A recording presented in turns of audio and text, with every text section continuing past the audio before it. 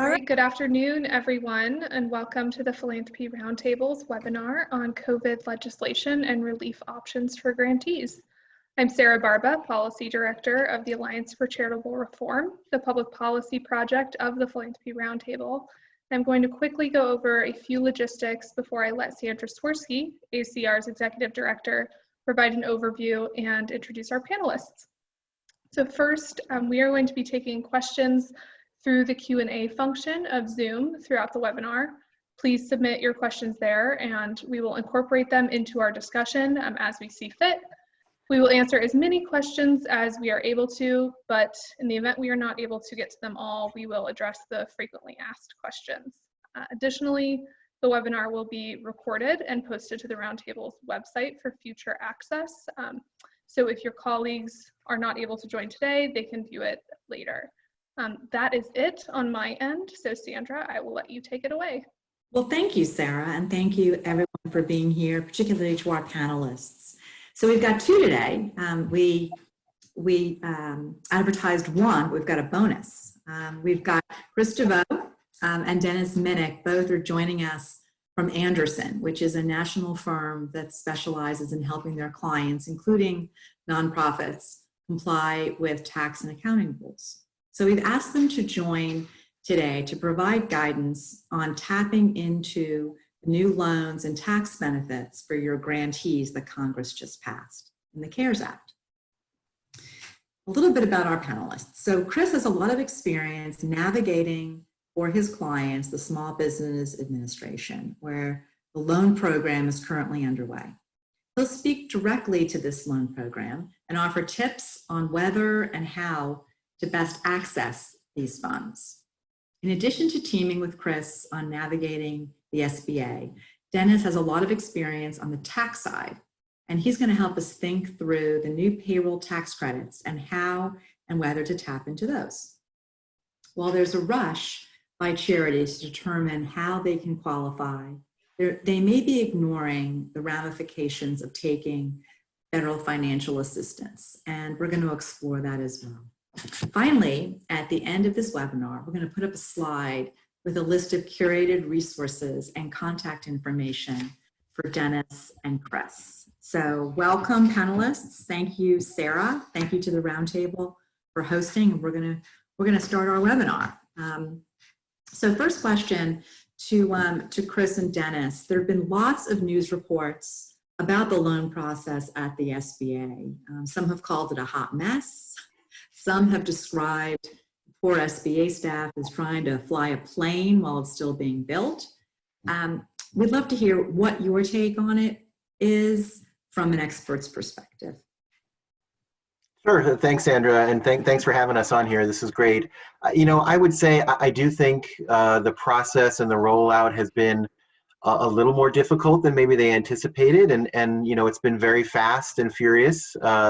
For those who are paying attention, they've changed the rules every couple of days, so it certainly has kept us on our toes, which is good and bad, right? At least it takes the focus away from everything else going on in the world. But it has been tough, and I do think there was a lot of misinformation initially, a lot of people not understanding what was going on, and I think that was on the bank side as well. I mean, we spoke to a number of banks where just the night before they were set to begin last Friday, the SBA and Treasury released new interim final rules. And so many banks delayed what they were doing. They delayed another extra day or two to try to interpret and figure out the rules. So it's been a little difficult. I know that Wells Fargo ran into some issues with their limitations. I don't know if you saw the news. It sounds like they've worked through that now. So they're going to reopen up their portal, which is great news for small businesses and nonprofits. But it has certainly been a process, and it has certainly been not the most finely tuned process we've seen. It's certainly, I think everyone is still learning, including the banks and including Treasury and the SBA. If I can just follow on there. Also, the way the rules were written and the guidance we've gotten since then on several issues, it's been confusing. If people started out doing it one way, people who actually were able to apply on Friday may have already been approved, and it turns out now that Well, maybe they didn't ask for enough because the formula for determining how much you can have was changed. So, there's also confusion on that part. So it is, it's been quite an ordeal. And, again, first come, first serve. So people were getting in there rushing to get the money as soon as possible. And if you are aware, there is a talk in Congress to increase this from 350 billion to another 200 billion to 550 billion, maybe by the end of the week, early next week or something like that with another stimulus bill. So stay tuned. Stay tuned. We have some late-breaking information about that. We've been closely following the action, really the only action happening in Congress right now.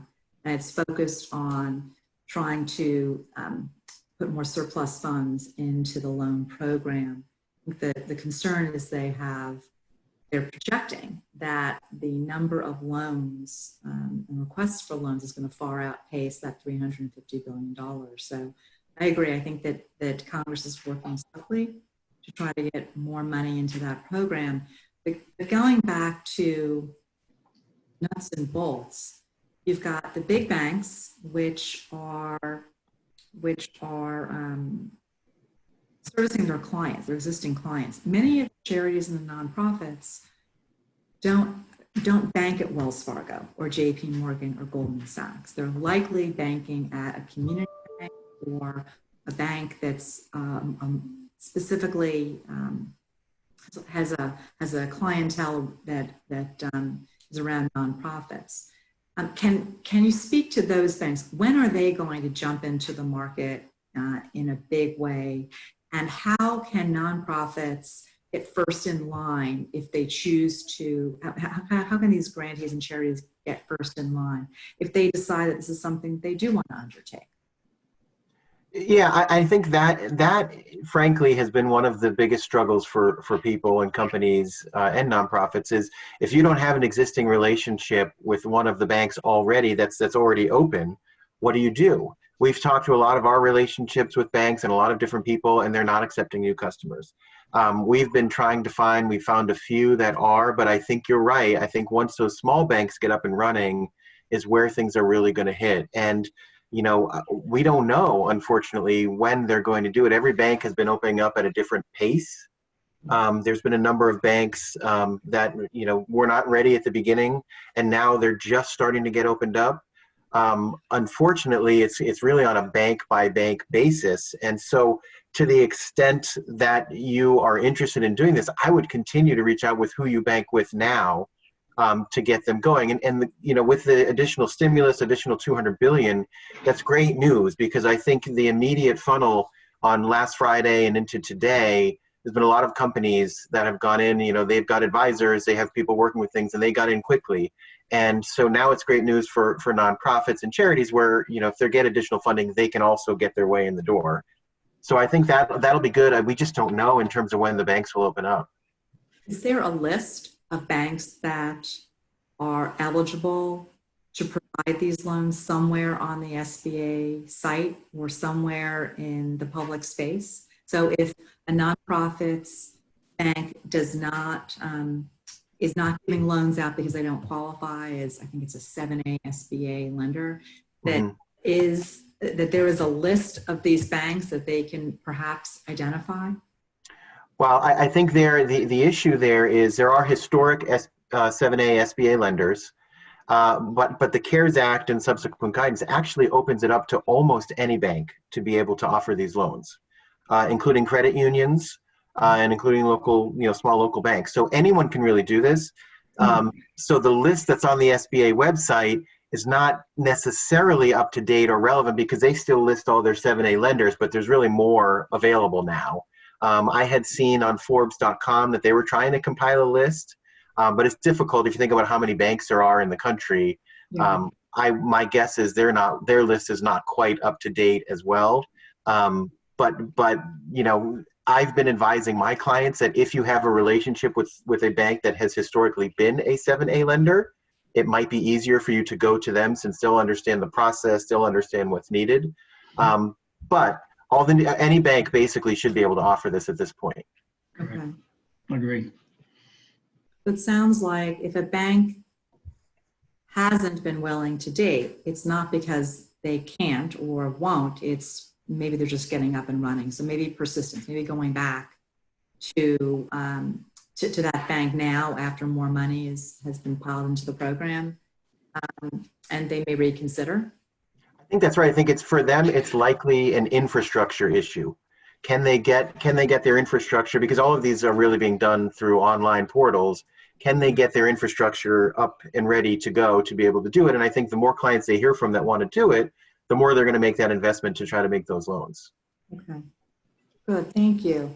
Well, while we're speaking about the loans, let's go to some of the questions that we've been getting about these loans, and I kind of put it in your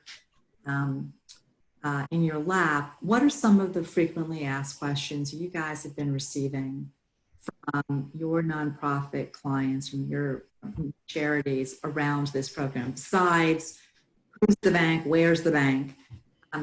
What are the types of, or what are these frequently asked questions? Yeah, I think Dennis, I'll let you start with this one. But I think the biggest thing we've seen is this is advertised as a simple process. It is not as simple as they make it out to be. Dennis, I'll let you start with some FAQs. Yeah, I mean, it is a simple process when you look at the actual application form. It's a one-page form. You actually put down two numbers on the form. You put down what your average payroll costs are, and 2.5 times that amount. Those are the numbers that go on the application. And then you check a lot of boxes, and you're asserting and certifying, excuse me, certain things that you qualify and all these things you promise to do. So from filling out the application, it is fairly straightforward and easy. It's a matter of how do I get that average payroll number? And that's where the whole confusion has been in how they wrote what are payroll costs, what are not payroll costs. A lot of the payroll processors, ADP and Gusto and some of these other ones, they were interpreting it one way. Other people were interpreting it a different way as to what is a payroll cost. And they finally came out, on Monday, on the 7th, maybe Tuesday, it's the 7th, that said, this is the way you should do it. And a lot of people may not have done it that way, type of deal. So a lot of people just questions about what is a payroll cost have been the issues. The other issue has been, it's not applicable to everyone, but what's this $100,000 limit that they're saying? Does that include just salary? Does that include the retirement benefits that we're providing? Does that include the health care benefits that the company's providing? And people were saying, yes, it is all limited to that. They finally came out and said, no, it's not. It's just your cash compensation that's limited to this $100,000, not the non-cash type benefits. So there's been a lot of confusions about how are you determining what this amount is, and I think that's really what it's coming down to. Dennis, would you mind explaining, putting a little bit of meat on the bones on what this $100,000 limit is for those who haven't been as close to the details? Yeah, what the $100,000 is, you can't take into account people's salary that's more than $100,000 when you're doing this. So if you have an individual who makes $120,000, then when you do this payroll cost, you can only take into account $100,000. So on a monthly basis, that person would only be paid, instead of getting $10,000, you're counting only $83.33, 1/12 of $100,000. So that's really what it's dealing with, because they don't want you to be funding to pay, executive directors so to be making, $200,000, paying them $200,000 during this period of time. It's just up to 100, and that's what it is. Got it.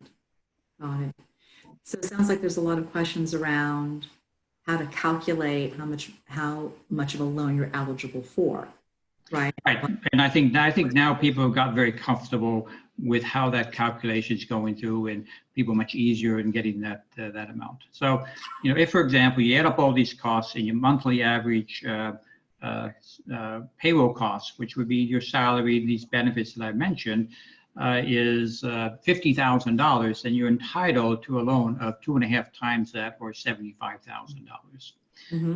Type of deal. And then the purpose of the loan is to pay people for 8 weeks. So you're sort of paying them for 2 months. That's why it's sort of 2.5 times, which covers their salary for 2 months, and then some other costs you can incur, which would be rent, and mortgage interest and other interest in utilities. So it's sort of trying to cover those types of costs during that 8-week period after you get your money. It sounds like it's really meant to cover the cost to keep the lights on, to keep your employees in place, so that when all of this crisis is waning, organizations can flip a switch and go back to 100%. Right. And to really help some of those organizations and a lot of these grantees, particularly human service organizations, are actively working right now. They don't have really the ability to pare back and then once the crisis is over to move at full speed, but they're actually on the front lines here helping. So right. And Sandra, if I could go back just for 1 minute, I just wanted to address the question again around banks and what you should do if the bank that you use does not currently offer these loans. You know, the other thing we're seeing and that we've tried to do, if you use a small local bank and they're not offering these loans, but you have a credit card through Chase, use that relationship, try to work it and say, hey, I do have a relationship with you guys. We have a credit card through you. Try to use whatever relationships you might have to sort of push your way into the door. They are open to that. We've seen that. But every bank is different. But I would try to utilize whatever relationship you may have with any bank, particularly the major banks, to try to get yourself in. All good advice. We've got a question coming in around now that you have gotten your loan and you've figured out how much you're eligible for, now you want to be forgiven. And could you talk a little bit about how a nonprofit organization should now think about those requirements so that if they do end up wanting those loans forgiven, that they're contemplating that now? Yeah, I mean, it's relatively straightforward, right? As I said, you get this loan 2.5 times its average cost, and the anticipation is that you will use those and you actually certify it in the application process. That you're going to use that money during this 8-week period when you get the loan to cover payroll, interest, utilities, all the, keeping the lights on, that type of deal. And then to the extent that you do that, right, during that 8-week period, so we go back to my example where you actually got a $75,000 loan, and if during that 8-week period you use that $75,000 for that purpose, then that loan will be forgiven at the 75. The entire amount will be forgiven. And if you don't pay it all, but you only pay, $70,000, then $70,000 potentially could be forgiven. In 5, you would have to pay off over a 2-year period at 1% interest. Now since this is trying to keep you fully employed during this 8-week period, there is a potential reduction if you reduce your headcount during that 8-week period when you compare it to the beginning of the year, or there's also a period in 2019 that you compare it to. But if you reduce your workforce, then part of the amount that would be forgiven will not be forgiven, and you would have to pay that back as well. So there is, as you indicated, the intention is keep everything going like it is, full force, pay people what they're making right now, continue to all, and if you do all that, you'll get the loan forgiven. If you don't, you have to pay it back over a 2-year period. So 2 quick questions that I'm getting from our attendees. First, have any loans actually been made? And second is, when you get the loan funds, is it a good practice for you to commingle it with just put into your bank account, or or should these funds be put into a separate account? Well, I mean, that's actually a good question too, because, all you really need to provide at the end of this is support for what you've spent the money on. So you could provide payroll support in terms of the amounts that you've paid for folks, or, what you spent on mortgage interest or rent or utilities. I have been advising clients that it might make sense to keep it separate, just in the event that you have to pay it back where you have those funds readily available. As Dennis said, if you meet all those requirements, you keep people employed, you keep your payroll, you keep your headcount, you should get the loan forgiven.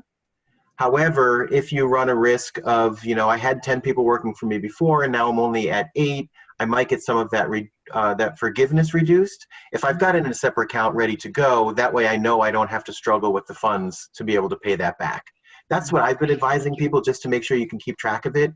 And related to that, one other question that we get a lot, because this impacts that, is what if we had a reduction in force, or we had, let's just say we had 10 people working for us last year. We've sort of brought the size of our company or nonprofit down a little bit in January. What do we do now? Because by the rules, you would potentially get a full loan based upon the 10 people that you had last year, because you use a trailing 12 months to determine your average payroll. But when you go to apply for forgiveness, you're going to now have less people. So you may end up actually getting some of it not forgiven. So that's another example where I would advise, go ahead and take the loan based on the 10 people and keep it set aside, so that when it gets forgiven, if that amount does not get forgiven, at least you have that money there to be able to pay it back. And it does have, it's a 2-year maturity, and it's a 1% interest rate. So the interest is really minor, if you have interest on any piece that's not forgiven. If it's forgiven, the interest is also forgiven. However, if you have a piece that's not forgiven, at least it's really, you may have to pay some interest on that, but it should be minimal at a 1% annual rate. Dennis, you had mentioned that that the $100,000 limit just applies to cash compensation and not non-cash type benefits. Right. Does that also mean that the calculation only applies to cash compensation and not non-cash benefits, or do you calculate based on those non-cash benefits like dental, vision, healthcare, and retirement? Okay. Yeah, so we'll just take a quick, simple example. An organization only has one employee, and that employee makes $110,000. And in addition, you pay $10,000 for premiums for health insurance and things like that. And then you you made a $5,000 contribution to the retirement plan. So what you would do in that case, you would say the compensation of 110 is limited to 100,000, but then I would add to that the $10,000 of healthcare costs and the 5,000 retirement. So now I'm up to $115,000 on an annual. I divide that by 12 to come up with a monthly amount, and then I multiply that times 2.5, and that's the maximum loan I would get in that simple example there. So the loan would be based on more than $100,000. It's based on $115,000 in that example. Great, thank you.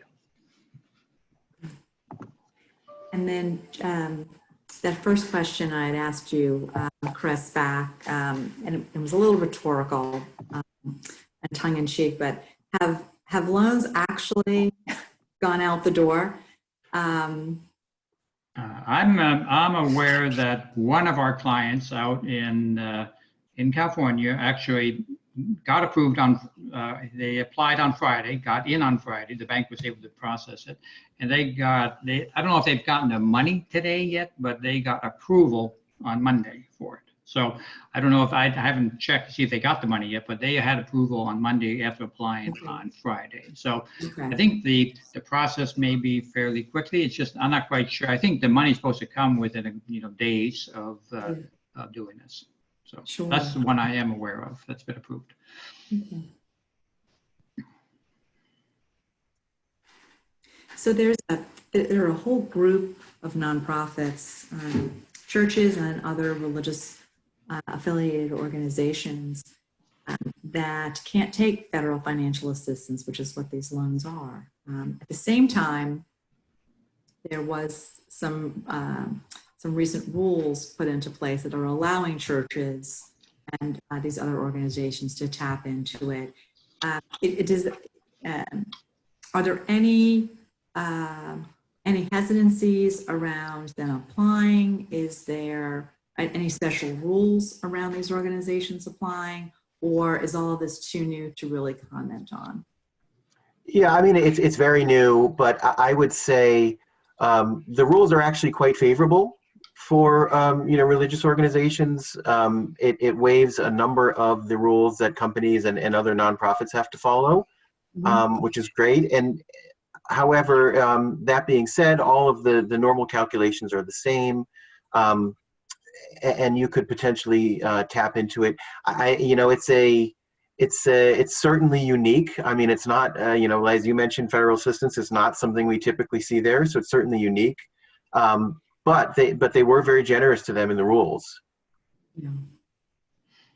I think the intent is to treat them like other small businesses, other nonprofits, and not wall off funding that they may need to keep the doors open. Right. Yeah, the whole purpose of this is to keep people employed for a period of time, regardless of who they are working for, right? Type of deal. And so, Okay. and if you want to keep people employed, you have to, give that opportunity to everyone. I mean, Yeah. Instead of sending the money through the companies and the organizations, the government could write checks to everyone too, right? And I think this is just a way for them to get the money into an organized methodology where companies already have all these people on staff and they can pay them easier than the government to pay them. Yeah.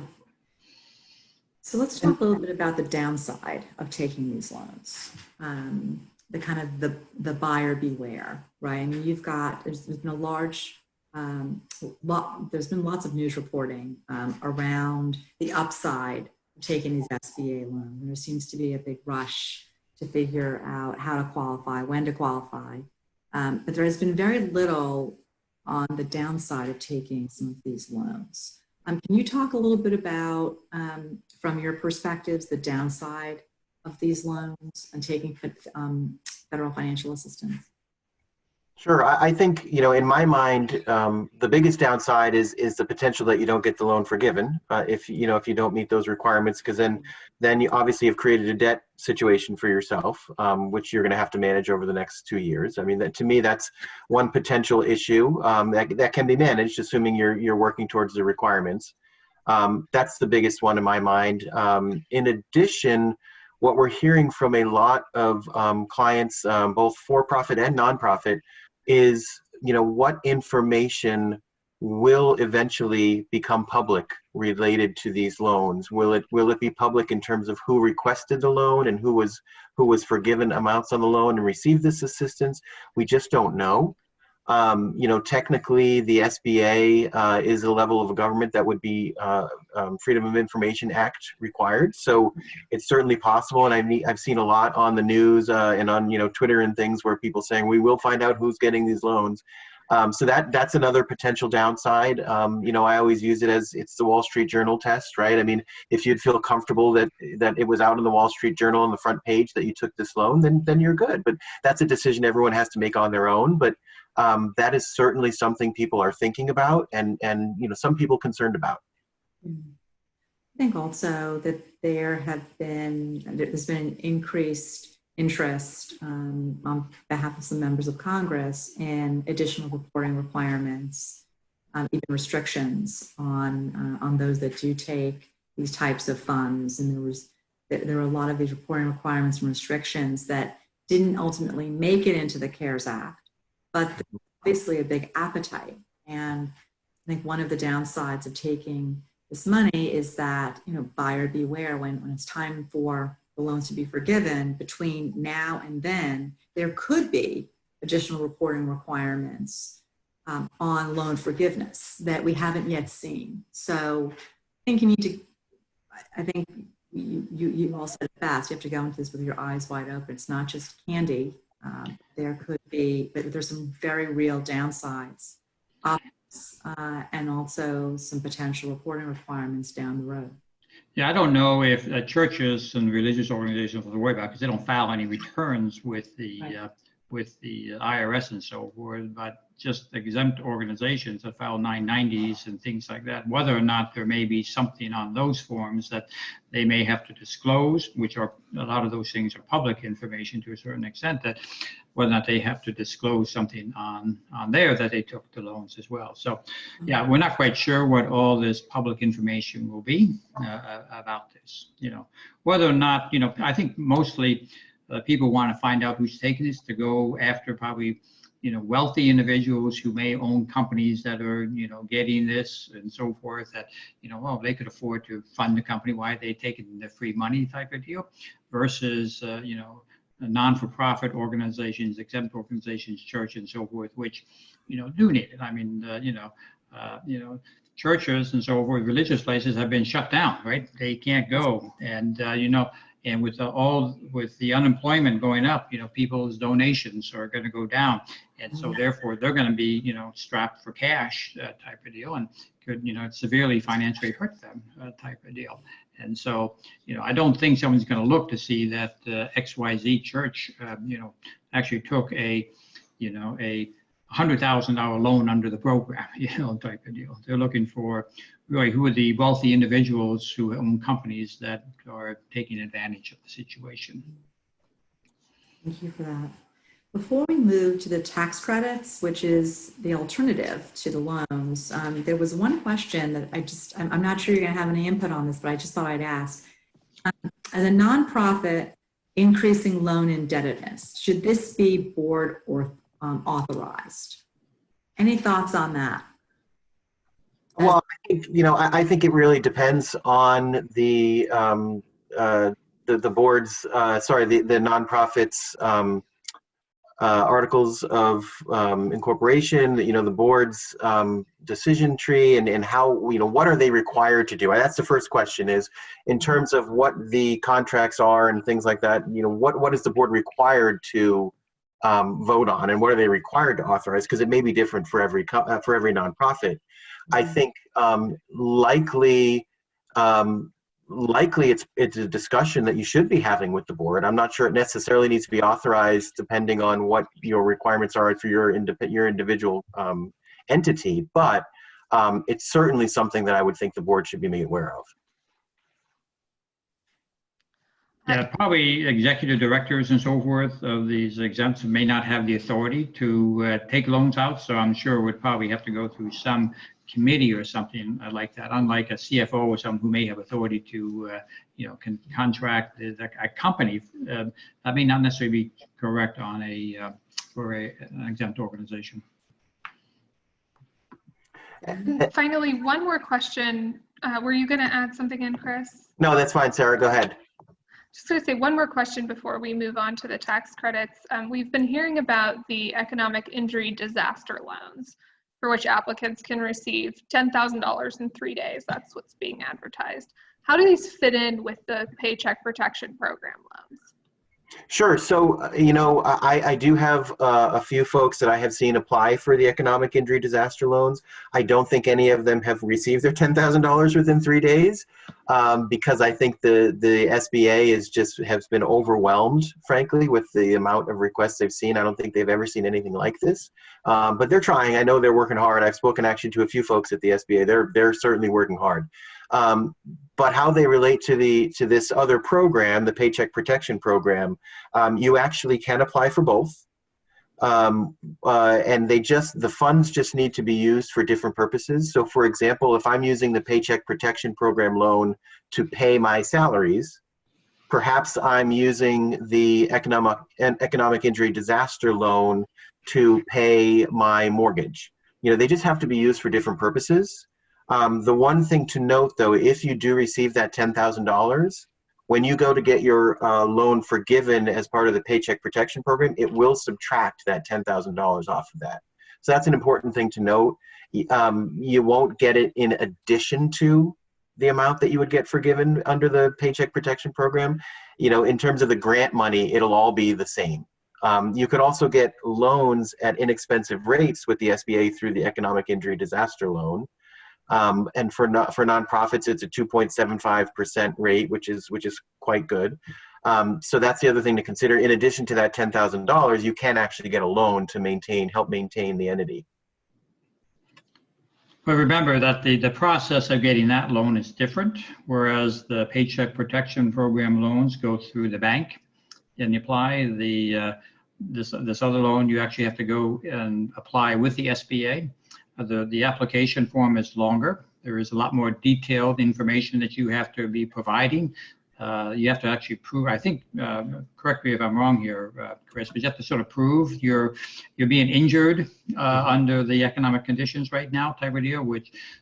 So there's a little bit more longer process to go through. So it's not quite as easy to get it and so forth and so on. And under the paycheck protection, there's no guarantees by anyone. No one, you don't have to make a guarantee, no personal guarantees by the officers of the organization or anything like that. It's just 100% guaranteed by the SBA.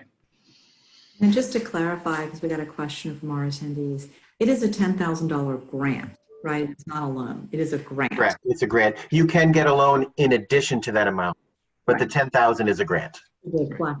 Okay. Yeah, it's just that if you took that 10,000 and you took the paycheck, let's say the loan there was 100,000, even if you spent, 100,000, even if you spent the entire 100,000, only 90,000 of that loan would be forgiven. So you have to pay back the 10. So when you sort of look at it combined together, you're not really getting additional 10,000 of free money to a certain extent. So Just nets it against each other. right. Yeah, and Sandra, let me just address one more question. I saw one other question came through asking what the SBA's role is in this process. So I just wanted to clarify that. As Dennis mentioned, the economic injury disaster loan goes through the SBA website. You have to apply directly online, whereas this other program goes through banks. And the reason it does so is because the legislation in the CARES Act essentially piggybacks off of the historic SBA 7A guaranteed loan program. And so the SBA's the SBA's only role in this is to act as a guarantor for the loan. Okay. And in this case, typically they only guarantee 85% of the loan under the 7A program. But in this case, they're guaranteeing 100% of the loan, which allows the bank to give it a 0 risk rating. And that's really the only role the SBA plays here, aside from having to follow the rules in terms of what is historic under the 7A program. So on to the federal tax credits. So we've got the loans and then we've got the credits. And there's been some question about whether you can take both. Let's talk about the payroll tax credits and why you'd want to take them or not take them over a loan. Yeah. Well, they are mutually exclusive. If you take the loan, you can't take the credits. You take the credits, you can't get the loan. You don't take Okay. it. So you have to make your choice as to what you're going to do. And the credits aren't automatic, right? You do have to have an event occur in order to get the credit. And the events that need to have occurred, one of two, is that you have to have been, your operations have to have been either partially or fully shut down by the local government, the state government, or the federal government.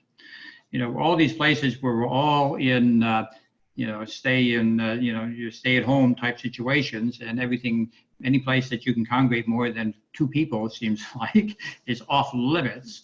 All churches and all those have been, their operations have basically been shut down completely. Some that run schools, their schools have been closed. So, they would have one of that event that they would be able to take this credit type of deal. But if you don't have a shutdown, then it's a matter of have your gross receipts decline more than 50% when compared to 2019. The amount of the credit is 50% of the wages you pay to the employee since March 13th through the end of the year.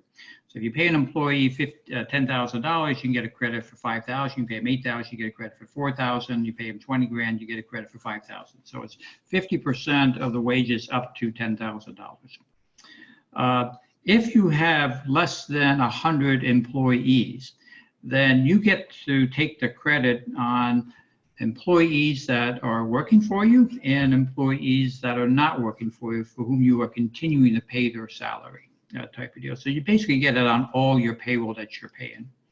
If you have more than 100 employees, you only get it if you continue to pay people who are not providing services, that type of deal. So when you sort of look at it, you're saying, well, what is the potential credit I could get? If I had, 10 employees, and I knew I was going to be paying them between now and the end of the year, more than $10,000, my credit that I'm going to get is maximum is $50,000. So you're sort of comparing that $50,000 to how much loan can I get from the government as well. And you sort of say, well, my loan is more than 50, it may be more beneficial to take the loan than it is, because I don't have to pay that back. So I'm getting free money from that perspective. So that's sort of the analysis that you would go through type of deal. But you can't do both. You can only do one or the other. And the credit is refundable credit. You get it through the through withholding taxes and things like that, but you're going to get 100% credit back from the government. Right. And so I'm a grantee. I'm not necessarily comfortable taking a loan because I'm not really sure it's going to be forgiven, or because I'm uncomfortable taking federal financial assistance. So as long as I'm paying my employees more than $10,000 each, I'll get a $5,000 credit for each employee. Right. And I will be able to get that that credit will be against any payroll taxes I currently owe. So it really is saved money. Right. I mean, really, it technically it goes against the employer's share of Social Security taxes that you pay. But if you don't have enough Social Security taxes to pay, then you'll get a refund from the government for it. But they're going to allow you to offset it, though, against all your deposits. And you sort of get it by running it through on your quote your form 941, which is your payroll reporting for each quarter of the year. You sort of run it through there. There is another form at 7200 that you can file in advance and get money first, and then not claim it as a credit later on because they've already paid you. So there is a process to get the money up front as well. If you anticipate you're going to get the $5,000 credit. If we have any HR folks on the call, I'm sure their ears are ringing and take all this That's stuff. true. What are these crazy forms, right? Yeah, but it does sound like if folks are more inclined to take the federal tax credits, that there are ways through this form 7200 to get money back, to get a check immediately, as opposed to having to wait. So right. Thank you for that. Thank you for that. Chris, anything? I'm sorry, Sarah? No, it's okay. I was going to say a quick follow-up question on that. How about non-traditional employees like contractors, consultants, part-time? How do they factor into that credit program? They do not. It's on your employees. It's for your employees, the wages that you are paying people. I mean, some small organizations may use a PEO, a professional employee organization, who hires them and they're contracting with them. If you do that, you can still get the credit through the PEO. But if you're paying independent contractors with a form 1099 type of deal, that's not eligible for the credit. It has to be your employees. The same question for the loans. Yeah, Sarah, I was just going to say, thank you. So for the loans, unfortunately, it's the same answer. They have to actually be your employees. So if you pay someone with a 1099 and they're a contractor, you cannot use that in terms of your calculation of payroll. What would have to happen is those folks are eligible to go on their own as 1099 recipients, independent contractors, and go get their own loan to get their own payment. Which really leads to a potential contradiction, right? Because the whole idea for this is to keep people working. But if the 1099 independent contractors are going to go get their loan and forgiveness on their own, what's the incentive for them to work, aside from goodwill and wanting to do good things? But there's a little bit of a contradiction there, which a few people have pointed out to me, but that's, as written as of now, that's the way things have to be. I think that issue is still under very much advisement at the Treasury Department because they recognize the issue that you just noted, which is it could really turn into a big loophole.